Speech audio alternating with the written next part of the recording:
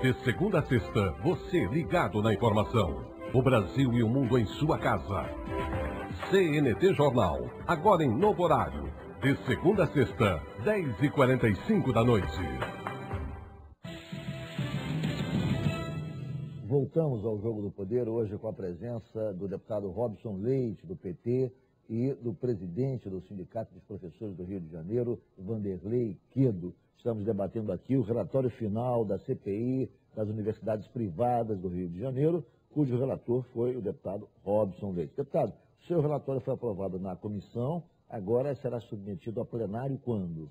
Olha, provavelmente em 10 dias. A gente vai estar divulgando isso. E qual é o trâmite? Ele vai após a votação em plenário, aprovado, é encaminhado ao Ministério Público? Vamos encaminhar ao Ministério Público do Trabalho, Ministério Público Federal. Iremos a Brasília com uma audiência com o Ministro da Educação, tanto eu como o deputado Paulo Ramos, para entregar o relatório a ele e conversar sobre essas questões que são graves. Aperfeiçoamento do processo de fiscalização, já há uma mudança, inclusive, de comportamento positivo do MEC. Impõe uma CPI nacional dessa questão, porque muitas instituições que foram acompanhadas pelos senhores da CPI não têm sede no município do Rio de Janeiro, nem no estado.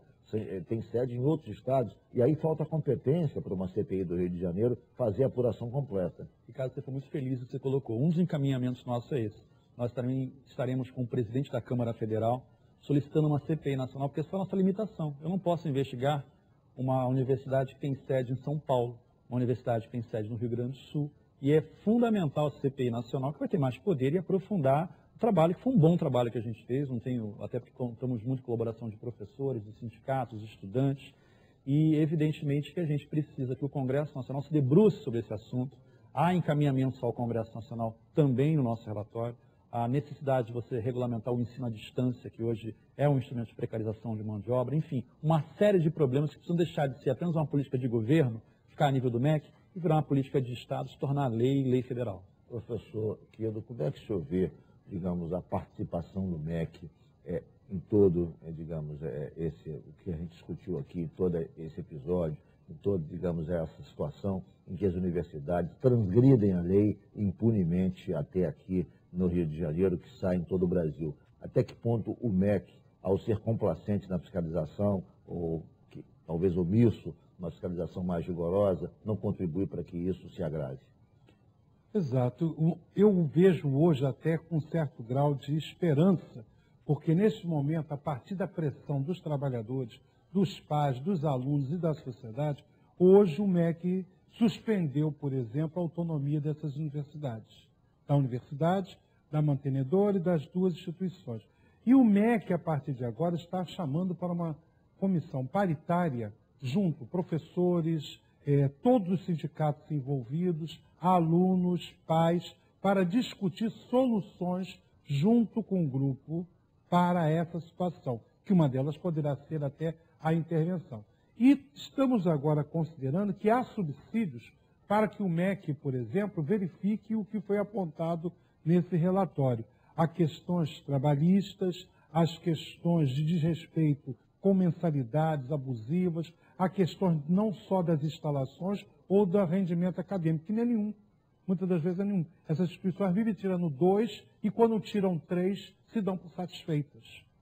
Elas não procuram 4 e 5, não procuram excelente. Mas só para fazer aqui, não sei se foi exceção ou não, mas a Cândido Mendes parece que tem uma avaliação boa.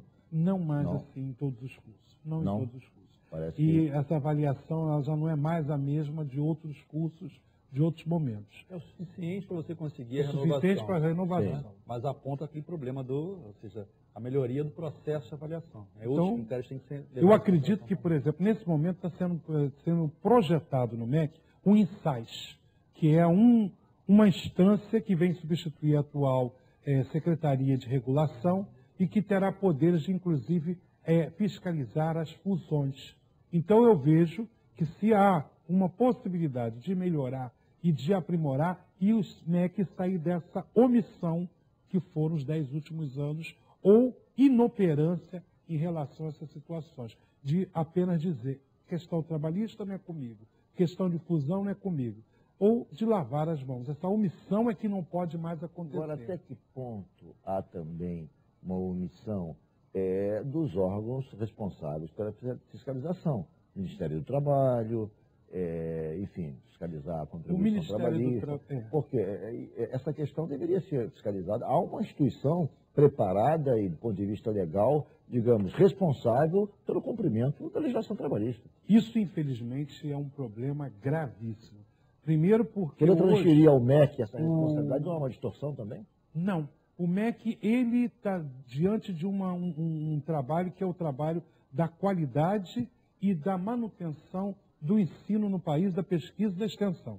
Então, ele tinha que, no mínimo, denunciar publicamente a sua incapacidade de acompanhar o processo. Quando ele não faz isso e abre mão de discutir isso no Congresso, no lugar que tem que ser, há uma responsabilização do MEC, na omissão.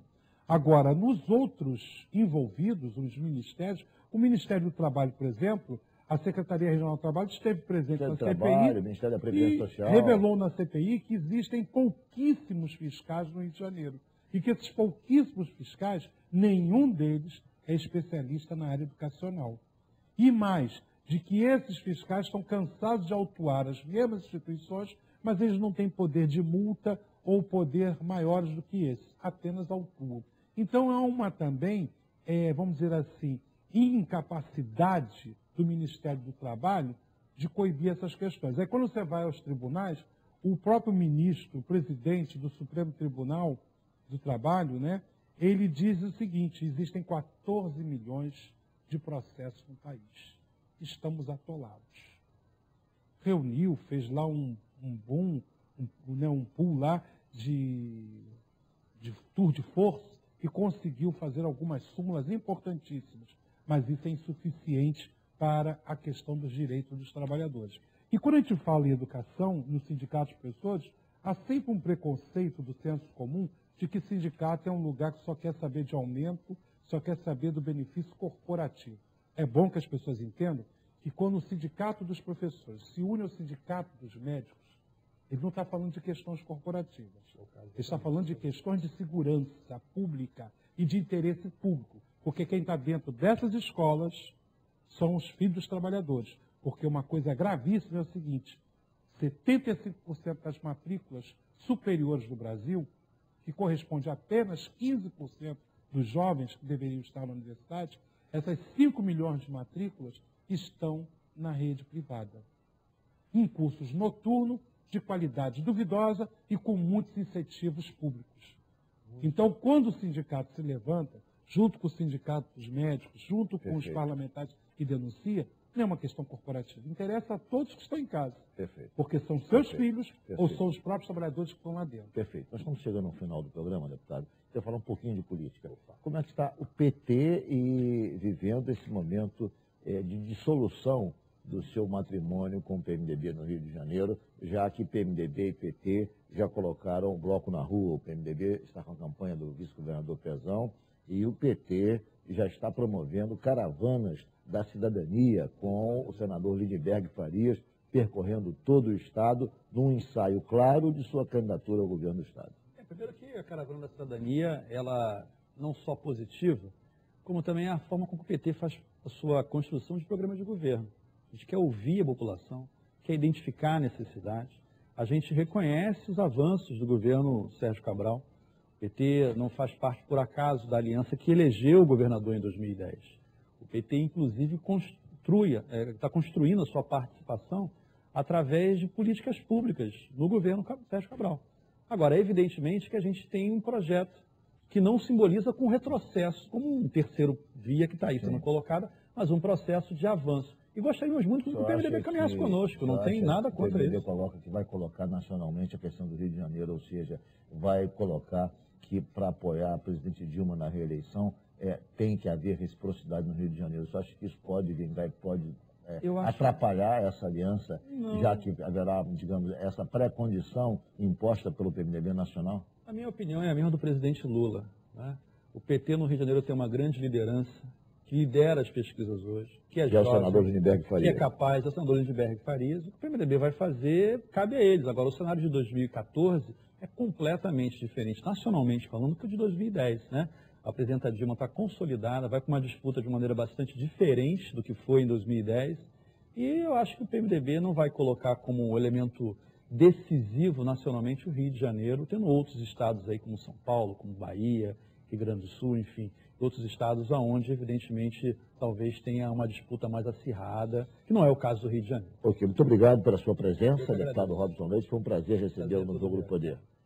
Professor Vanderlei Quedo, foi um prazer recebê-lo aqui no Jogo do Poder. Obrigado e agradeço a todos vocês. Muito obrigado principalmente a você que nos acompanhou até agora pela rede CNT de televisão. O Jogo do Poder volta no próximo domingo, às 11 da noite. Muito obrigado pela sua audiência e até lá.